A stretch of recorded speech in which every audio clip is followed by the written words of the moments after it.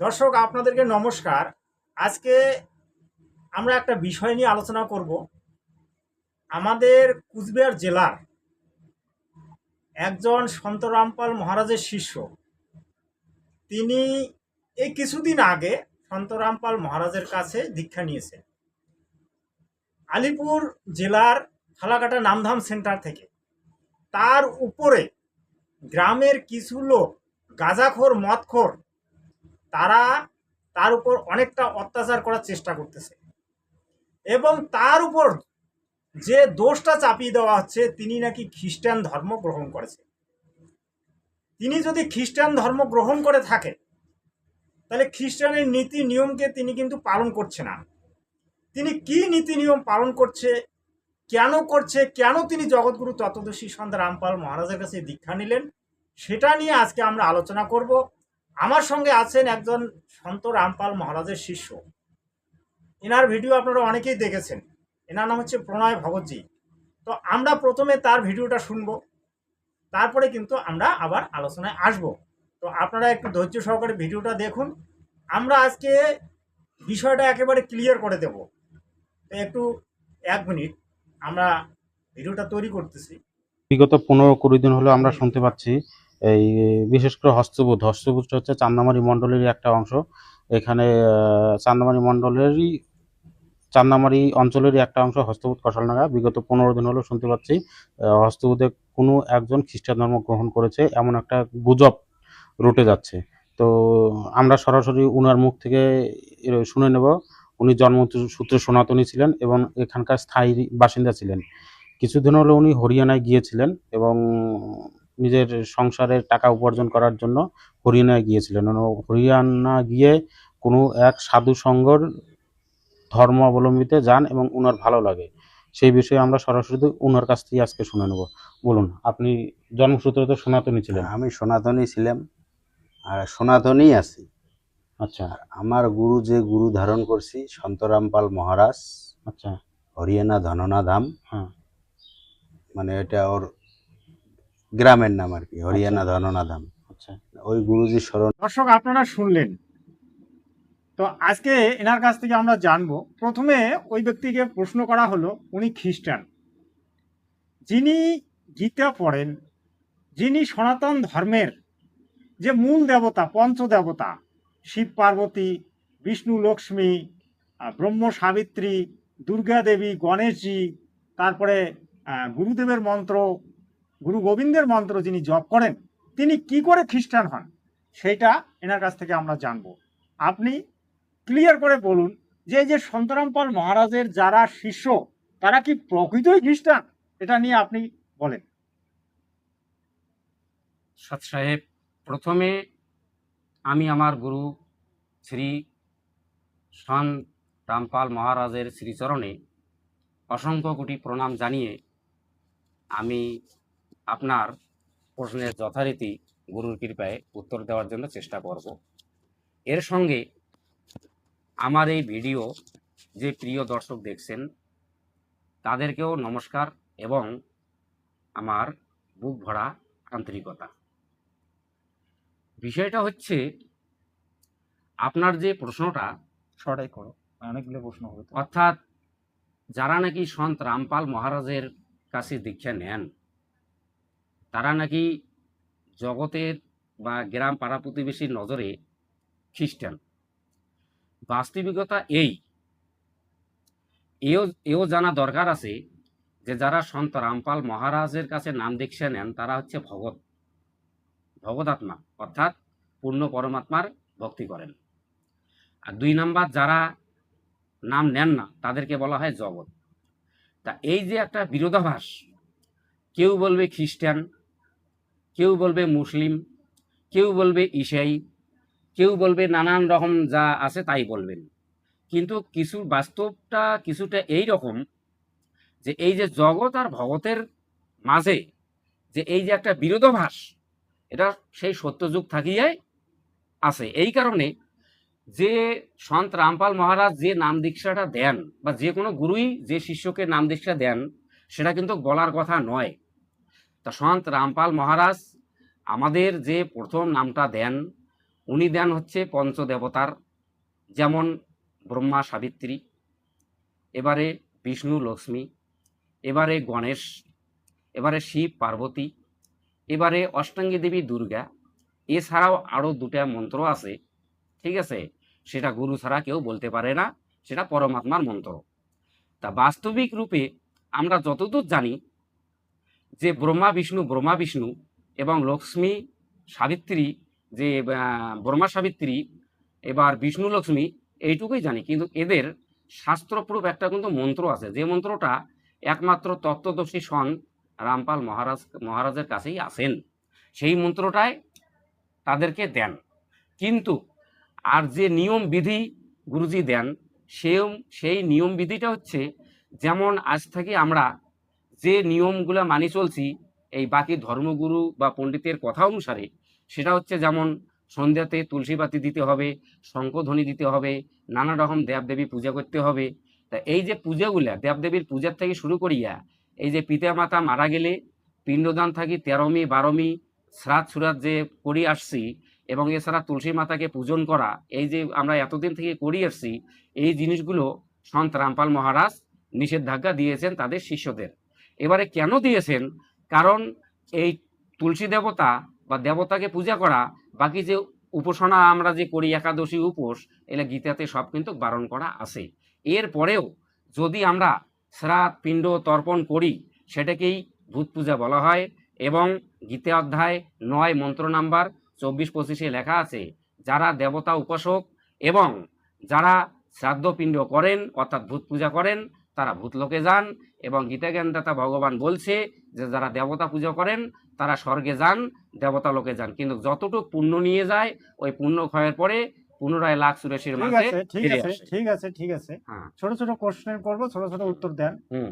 ওখানে বলা হয়েছে, সেই ব্যক্তিকে প্রশ্ন করা হয়েছিল যে সন্ত রামপাল মহারাজ যে ধর্মটা আজকে মানুষকে দিচ্ছে, যে মন্ত্রগুলো দিচ্ছে, সেগুলো কি সনাতনী নাকি খ্রিস্টান নাকি ইসলাম, সেটা বলেন। এটা তো আমি বলছি, বলছেন, কিন্তু এটা আপনি হচ্ছে- সংক্ষিপ্ত ভাবে বলেন। এটা হচ্ছে আদি সনাতন, অর্থাৎ ব্রহ্মা বিষ্ণু মহেশ্বর, আদি ধর্ম, আদি ধর্ম, আদি সনাতন ধর্ম। হ্যাঁ, আদি সনাতন ধর্ম। ঠিক আছে, ঠিক ঠিক আছে, আছে। এটা আমরা উত্তর পেলাম। হুম তিনি বাস্তবিক মন্ত্র দেন, হুম পঞ্চ দেবতার। হুম তিনি সাধনার কথা বলেন, হুম। তিনি কিন্তু পূজার কথা বলেন না। হুম। এটাই তো নিয়ম, তাই তো? হ্যাঁ, নিয়ম তাই। তো এবারে তাকে আবার প্রশ্ন করা হচ্ছিল যে আপনি এতদিন ধরে এই যে আমাদের পঞ্চ দেবতার পূজা করলেন, শ্রাদ্ধ করলেন, বিভিন্ন ধরনের মূর্তি পূজা করছেন, কিন্তু জগৎগুরু তত্ত্বদর্শী সন্ত রামপাল মহারাজ নাকি মূর্তি পূজার বারণ করে। তাহলে তিনি মূর্তি পূজার কেন বারণ করেন সেটা নিয়ে বলবেন। হ্যাঁ, মূর্তি পূজা, হ্যাঁ। মূর্তি অর্থাৎ যে কোনো আমের মূর্তি, যে কোনো দেবতার মূর্তি, হুম। ঠিক আছে। এই যে নিজে নিজেকে একটা ভগবানের মূর্তি বানালাম আমরা মানুষে নরলোকে, এবারে বানার পরে ওটাকে আমরা যে পূজা শুরু করলাম, হ্যাঁ। ঠিক আছে। তা এবারে আপনার যে কোশ্চেনটা, হ্যাঁ। এই পূজাটা হ্যাঁ। গীতাতে একদম মানা করা আছে। এটা দেখান দেখি, মূর্তি পূজা। গীতা দেখান দেখি। গীতা অধ্যায়, হ্যাঁ। আমার হাতে, প্রিয় দর্শক আপনারা দেখতে পাচ্ছেন আমার হাতে শ্রীমদ্ ভাগবত গীতা। সাধারণত আমাদের গ্রাম বাংলার প্রায় মানুষের কাছেই এই গীতাটা উপলব্ধ আছে। আপনারা দেখতে পারবেন যে এই গীতাতে লেখা আছে, গীতা অধ্যায় নাম্বার 9 এবং মন্ত্র নাম্বার 25 লেখা আছে। একদম আপনি দেখান। হ্যাঁ, দেখান, আমি পরে দেখাতেছি। শুনেন। হ্যাঁ, পরে শুনেন। আমি একদম প্রমাণ করে দেখাতেছি। পরে শুনেন। হ্যাঁ, আছে, সামনে আছে, সামনে আছে। আচ্ছা, একাদশ। হ্যাঁ, দাঁড়াও, এটা একটু দাঁড়িয়ে আছে। আরে ধীরেই দেখেন না, কোনো অর্থ না নেই। না, ভালো লাগে।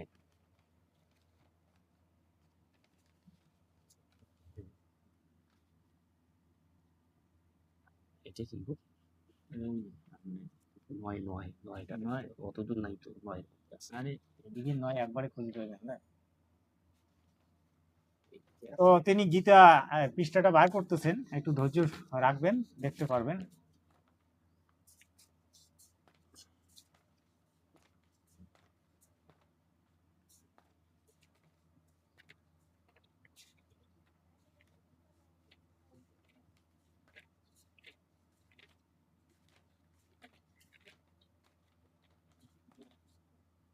একবারে বাড়ি এদিকে ছিল না, অষ্টম, এরপরে নবম, আপনার ওঠেন। দর্শক দেখতে থাকবেন, একটু পৃষ্ঠাটা বার করতেছে। এই যে নবম অধ্যায়, আর নবম অধ্যায়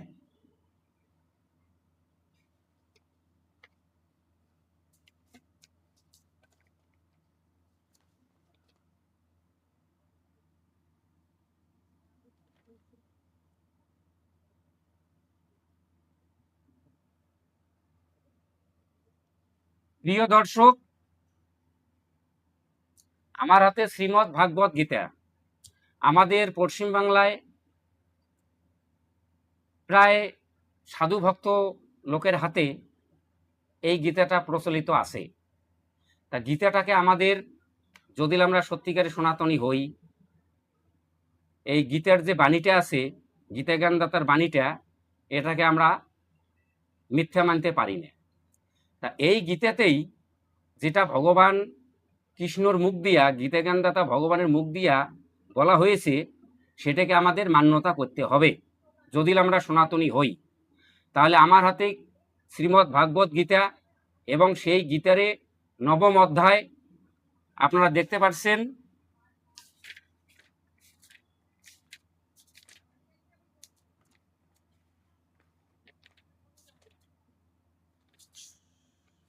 আরে শ্লোকটা বলেন না।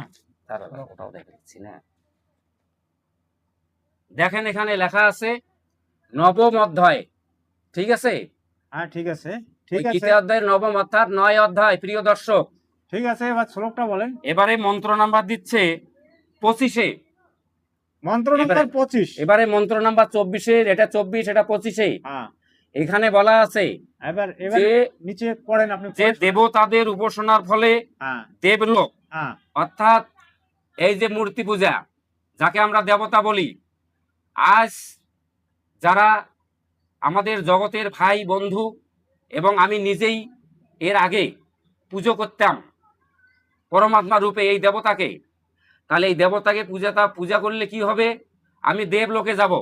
হুম, এবারে তারপরটা দেখেন, বলেন। তারপরে দেখা আছে পিতৃগণের। পিতৃগণের। এই দেখেন পরিষ্কার ভাবে একদম বেঙ্গলি ল্যাঙ্গুয়েজে আছে, পিতৃগণের শ্রাদ্ধ হ্যাঁ হ্যাঁ, বলেন। প্রভৃতির দ্বারা পিতৃলোক হ্যাঁ, এবং ভূতগণের আরে পড়ে যান, আপনি পড়ে যান না, শুনবে দর্শক। অর্চনার ফলে হ্যাঁ, ভূতলোক প্রাপ্ত হয়ে থাকেন। কিন্তু আমার উপাসনার দ্বারা আমার উপাসকগণ আমাকেই লাভ করে থাকেন। তাহলে প্রিয় দর্শক, যদি সন্ত রামপাল মহারাজ এই যে দেবতা পূজা বা মূর্তি পূজার বারণ করেছেন তাদের শিষ্যদের, তাহলে তিনি কি অন্যায়টা করছেন? এখানে একটা বুঝবার বিষয় আছে। না, বোঝার বিষয়টা আমি একটু বলতে চাই। আপনি বললেন যে দেবতার পূজা করার এখানে দেওয়া আছে, দেবতা পূজা করলে দেবলোক, হুম কিন্তু এখানে এই বিষয়টা নাই হুম। যে দেবতার মূর্তি বানিয়ে পূজা করতে হবে। হুম এটা বিষয় নাই তো, ক্লিয়ার? না না, ঠিক আছে, তাহলে তো যে মূর্তি পূজার বিধান থাকতো, হুম। তাহলে গীতায় পরিষ্কার লেখা থাকতো যে একটা মূর্তি বানিয়ে পূজা করেন, কিন্তু গীতায় সেটা নেই। এটা ক্লিয়ার হয়ে গেল। এবার এটা ক্লিয়ার হয়ে গেল, এটা আমরা এখানেই রাখলাম। এই যে জ্ঞানগঙ্গা পুস্তকটা দেখতে পাচ্ছেন, এই জ্ঞানগঙ্গা পুস্তক থেকে এখানে কোশ্চেন আছে, এই কোশ্চেনগুলো ওনাকে করা হবে, উনি উত্তর দেবেন। এখানে দেখেন, এই যে লাস্টের পৃষ্ঠায় 10-12টা কোশ্চেন আছে, উনি ক্লিয়ার করে দেবেন। এখানে আছে ব্রহ্মা বিষ্ণু মহেশ্বর শিবের মাতা পিতা কে। এতদিন থেকে আমাদেরকে এই যে আমাদের বেঙ্গলের গুরু তথা ভণ্ড গুরুরা কি বলছে, এদের মাতা পিতা নেই, এরাই পরমাত্মা, এরাই সবকিছু। তাহলে এনার মুখ থেকে আজ শোনেন যে মাতা পিতা কে এদের। আপনি বলেন একদম ডাইরেক্ট, মাতা পিতা কে, বর্ণনা দিতে হবে না, ডাইরেক্ট বলেন। প্রিয় দর্শক, হ্যাঁ, আজ অবধি আপনারা যাহা জানেন কিন্তু বিপরীত তার। ঠিক আছে, ব্রহ্মা বিষ্ণু মহেশ আমরা জানি যে এর উপরে বা ঊর্ধ্বে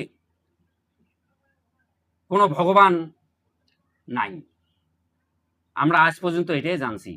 কিন্তু এখানে ব্রহ্মা বিষ্ণু এবং মহেশ এরা কার সন্তান? হ্যাঁ, এটা বলেন, ঠিক আছে, ডাইরেক্ট বলে তা দেন। বিস্তারিত বলতে গেলে একটু সময় লাগবে। আরো অনেকগুলো কোশ্চেন আছে না। মা অষ্টঙ্গী, পিতা নিরঞ্জন, হ্যাঁ। অর্থাৎ কাল নিরঞ্জন, কাল ভগবান এই ব্রহ্মা বিষ্ণুর পিতা, আর মাতা, আর মাতা অষ্টঙ্গী দেবী দুর্গা, প্রকৃতি তাকে বলা হয়। এটা আমরা কোথায় পাবো? এটা শ্রীমদ দেবী ভাগবত দেবী পুরাণে আছে। ভাগবতে পুরাণের মধ্যে আছে, 3য় স্কন্ধ। হ্যাঁ, হ্যাঁ, ওখানে ইতিমতো লেখা আছে। প্রিয় আপনার- দর্শক, আপনারা দেখতে পারেন। আপনারা বই পুস্তক নিয়ে এসে ঘরে নিয়ে এসে দেখতে পারেন। তারপরে দ্বিতীয় প্রশ্ন দেখেন, শেরাবলী মায়ের দুর্গা শেরাবলী যে মাতা দুর্গা দেবীর স্বামী কি? আমাদেরকে এতদিন কি বলা হয়েছে যে শিব তার হলো স্বামী। আরে তাহলে অষ্টাঙ্গী দুর্গা দেবীর স্বামী যদি শিব হয়, তাহলে শ্রীমৎ দেবী ভাগবত পুরাণ কি বললো সেটা বলেন ভগৎজি। শ্রীমৎ দেবী ভাগবত প্রিয় দর্শক, হ্যাঁ, দেখেন, এক কথায় বলা আছে বিষ্ণু এক আর মহাবিষ্ণু এক, ঠিক আছে? ব্রহ্মা মহাব্রহ্মা, এইবার শিব এবার সদাশিব। এই প্রিয় দর্শক, এই কথাটা শুনবেন, যে কথাটা হচ্ছে যে এরা যে অষ্টাঙ্গী দেবী দুর্গা তার স্বামী শিবের কথা বলছে, এরা অজ্ঞানতা কারণ বলছে। এই কারণে বলছেন শিব এক জিনিস এবং সদাশিব এক জিনিস। সদাশিব ইনি হচ্ছে কাল ব্রহ্ম, হ্যাঁ, রাইট। জ্যোতি নিরঞ্জন, এনাকে বলা হয় সদাশিব। প্রিয় দর্শক, এই কাল ব্রহ্মই হচ্ছে প্রকৃতি দেবী দুর্গার স্বামী। স্বামী। এবারে 1 মিনিট,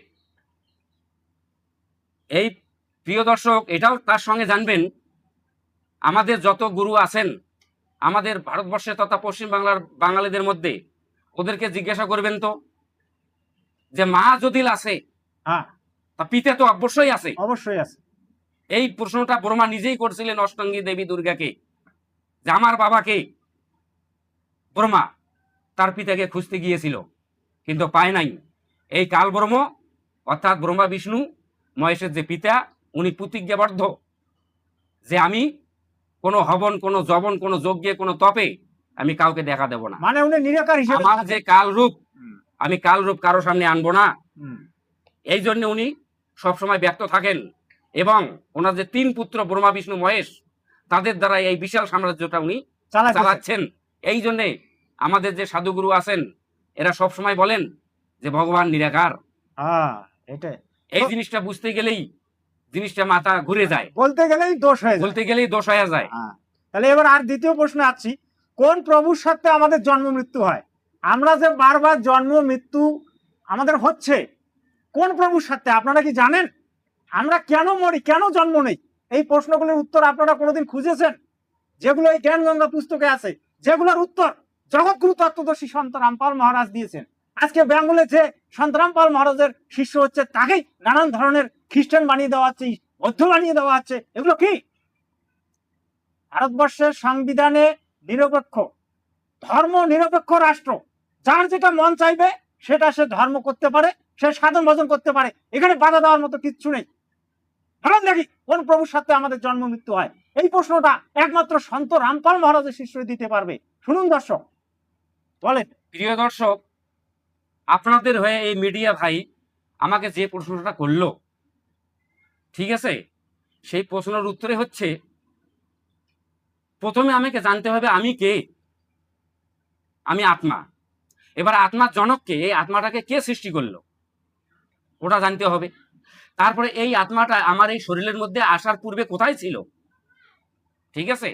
এবারে এই যে শরীরের মধ্যে আসলো, মানুষ শরীরের মধ্যে আসলো, আসার পরে এই শরীর নিয়ে কতদিন থাকবে এবং এই শরীরটা ত্যাগ করার পরে এই আত্মা কোথায় যাবে? প্রিয় দর্শক, এই জ্ঞানটা যখন যার হবে এটাকেই বলা হয় আত্মজ্ঞান, ঠিক আছে? তা এবারে আত্মা কোনোদিন মরে না, কিন্তু এই দেহটাকে মরতে হয়, অর্থাৎ দেহটাকে ত্যাগ করতে হয়। তা এই যে আমরা মনুষ্য দেহ পাচ্ছি, এই সুন্দর দেহটাকে আমাদের ত্যাগ করে দিয়া এই আত্মা চলে যাবে, ঠিক আছে? এবারে এই আত্মাটা যদি এই মনুষ্য শরীর না নিয়া পাওয়ার পরে যদি আমরা সদ্ভক্তি করিয়া যদি আমরা সেই সনাতন ধাম, অর্থাৎ আমাদের সনাতন ধর্মে যে সনাতন ধাম বলা হয়, সেই ধামে না পৌঁছায়, তাহলে বারবার এই যে আমার ভাই বলল যে কোন স্বার্থ, সেটা হচ্ছে কার সাথে কার জন্ম সাথে কার সাথে জন্ম মৃত্যু হচ্ছে? কার সাথে জন্ম মৃত্যু হচ্ছে?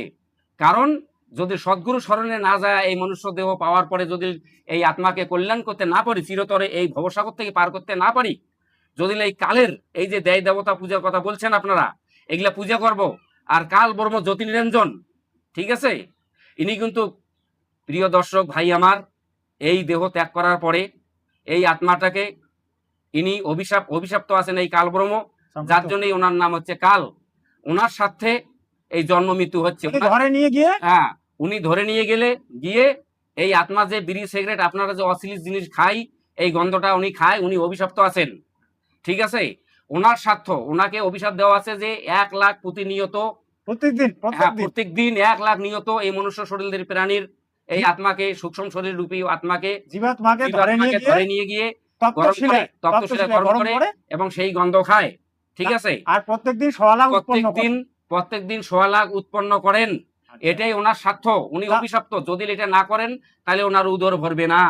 তাহলে আপনারা দর্শক বুঝলেন, এটা হচ্ছে কাল বর্মর চাল, এটা স্বর্গ একটা হোটেল বানাইছে এইরকম। 1 মিনিট ভগৎজি, আপনার উত্তর আমি পেয়ে গেছি, দর্শকও পেয়ে গেছে। তো হুম। কার সাথে জন্ম মৃত্যু হচ্ছে এটা আপনারা জানলেন। একমাত্র এখানকার যে ব্রহ্মা বিষ্ণু মহেশ্বরের যে পিতা জ্যোতি নিরঞ্জন কাল পুরুষ, তার কারণে আমরা প্রত্যেক দিন মরতেছি, জন্মিতেছি, আত্মা কোনোদিন মরে না। কিন্তু জীবাত্মা কোনোদিন মরে না। এটা ভালোভাবে বুঝলেন। এই প্রশ্নগুলোর উত্তর খুঁজুন জনগণ, এই প্রশ্নগুলোর উত্তর পাওয়ার চেষ্টা করুন। গাঁজাখোর, মদখোর, জুয়া খেলেরা যারা এই সমস্ত বিরোধিতা করেন, তাদের উদ্দেশ্যে আমি আজকে বলছি। দ্বিতীয় প্রশ্ন হচ্ছে, ব্রহ্মা বিষ্ণু মহেশ্বর কার ভক্তি করে? এটা কি আপনারা জানেন? যে ব্রহ্মা বিষ্ণু মহেশ্বরকে আপনারা অজরামর বলছেন, তারা ভক্তি করে, কার ভক্তি করে সেটা আপনারা কি জানেন? কোনোদিন খুঁজেছেন? খোঁজেননি। আর যে সন্তারাম পাল মহারাজের শিষ্যরা সদ্ভক্তি করবে, তার বিরোধিতা খ্রিস্টান, ইসলাম, বৌদ্ধ বানিয়ে দিচ্ছেন। বলেন তাহলে ভগৎজি, ব্রহ্মা বিষ্ণু মহেশ্বর কার ভক্তি করে? তাহলে প্রিয় দর্শক, প্রত্যেক বাঙালি এবং অবাঙালি, আমাদের ভারতবর্ষের সবাই আমরা জানি ব্রহ্মা বিষ্ণু মহেশের উপরে কোনো ভগবান নাই। ঠিক আছে, তাহলে এখানে যে কোশ্চেন আসছে, যদি ওরাই শেষ হয়, ওরাই সৃষ্টিকর্তা হয়, তাহলে ওনারা আবার ফির কার ভক্তি করে? এটাও তো একটা বুঝবার বিষয় আছে নাকি? তাহলে আমি বলতেছি ওরা ভক্তি করে, এখানে জ্ঞানগঙ্গাতে লেখা আছে ব্রহ্মা বিষ্ণু মহেশ কার ভক্তি করে। ঠিক আছে, এই উত্তরটা এই জ্ঞানগঙ্গার পুস্তকের মধ্যে আছে, আমাদের সনাতনী সৎগ্রন্থের মধ্যে আছে। তাহলে আমরা এই জিনিসটা না খুঁজিয়া আজকে আমরা একটা সৎভক্তি করার লোককে বা ভগৎকে আমরা অত্যাচার করি। তাহলে যদি ব্রহ্মা বিষ্ণু মহেশ যদি সৃষ্টিকর্তা হন, তাহলে ওনারা যদি আরো একজনের ভক্তি করেন, তাহলে ওনার উপরে আরো একজন আছে, তবে তো ভক্তি করে নাকি? তাহলে ওনারা কার ভক্তি করে? তাই তো একটা ছোট্ট একটা আমি এক্সাম্পল দেবো, কারণ অনেক প্রশ্নের উত্তর দিতে হবে। ভগবান বিষ্ণু, মহাবিষ্ণু, যাকে শ্রীহরি বলা হয়, উনি একদিন ধ্যানমগ্ন। ভগবান ব্রহ্মা ওনার আশ্রমে গিয়ে বলে, হে জগৎপতি, জগৎ নারায়ণ, এই চরাচরের, বিশ্ব চরাচরের যত নরপ্রাণী আছে সবাই জানে যে আপনি সৃষ্টিকর্তা। ঠিক আছে, তাহলে আপনি যদি শ্রেষ্ঠ সৃষ্টিকর্তা হন, তাহলে আপনি আবার কার ধ্যান করতেছেন? এটা আমি পুরো বিস্ময়ের মধ্যে পড়ে গেছি। তখন ভগবান শ্রীহরি অর্থাৎ বিষ্ণু ব্রহ্মাকে বলছে, হে ব্রাহ্মণ, আমি আমার বিচারধারা প্রকট করতেছি, তুমি ধ্যানপূর্বক শোনো। এই জগৎ বিশ্ব চরাচরের যত নরলোক আছে সবাই জানে তুমি সৃষ্টি করো, আমি পালন করি, আর শঙ্কর সংহার করে। কিন্তু বাস্তবিকটা কিছু অন্যরকম। আমার জ্ঞানে বলছে যে এর পেছনে আরো একজন আছে। আমার স্পিরিচুয়াল নলেজে, অর্থাৎ আমার জেনারেল নলেজে, আমার জ্ঞানে যেটা আমি জানি, যে আমি আমার উপরে অষ্টঙ্গী দেবী দুর্গা যে আছে, উনি হচ্ছে মেন ভগবান। তাহলে ভগবান শ্রীহরির জ্ঞান ওখানে শেষ, তাহলে ব্রহ্মার জ্ঞানও শেষ, কারণ ওনার নলেজে বিষ্ণুর উপরে কোনো ভগবান নাই। এবার বিষ্ণু বলছে আমার উপরে আমি অষ্টঙ্গী দেবী দুর্গার ধ্যান করি। ঠিক আছে, তাহলে এবার দুর্গা আবার বলছে হিমালয়ের রাজাকে, তার পিতাকে বলছে যে তুমি ব্রহ্মের সাধনা করো।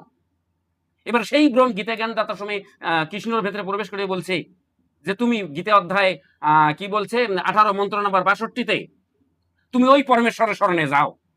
গীতাতে যে ওম আর তৎ সৎ লেখা আছে, ওম আমার মন্ত্র আর তৎ সতের মানে আমি জানি না, তার জন্য তুমি তত্ত্বদর্শী গুরুর কাছে যাও। তারপর ওই পরম পদের খোঁজ করা দরকার, যেখানে যাওয়ার পরে সাধক পুনরায় আর এই মৃত্যু লোকের মধ্যে চুরেশির মধ্যে আসে না। সঠিক বলছেন। তাহলে এই জিনিসগুলো আমরা না খুঁজিয়া যদি কেউ সৎভক্তি করার চেষ্টা করে, এই আতঙ্কটাকে কল্যাণ করার চেষ্টা করে।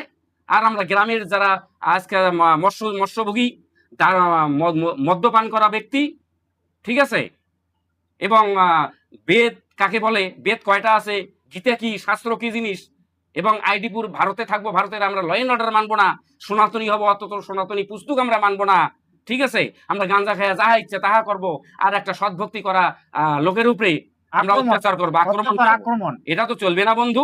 ভারতবর্ষে 1947 জন্য ভারত স্বাধীন হয়, 1948 আইনটাকে লেখা হয় বাবা আম্বেদকর, বাবা সাহেব লিখছে, এবং এই আইনটা ধর্মনিরপেক্ষ রাষ্ট্র। 1950 এই আইনটা বলবৎ হয়। এই আইনে লেখা আছে ভারতবর্ষ এমনই একটা ধর্মনিরপেক্ষ দেশ হবে, সেই দেশের মধ্যে প্রত্যেক ধর্মের মানুষ আরামসে সুস্থভাবে বসবাস করতে পারবে এবং তার ধর্ম করতে পারবে, কেউ কোনো রকম তার উপরে কেউ অত্যাচার করতে পারে না বন্ধু, এটা জানেন।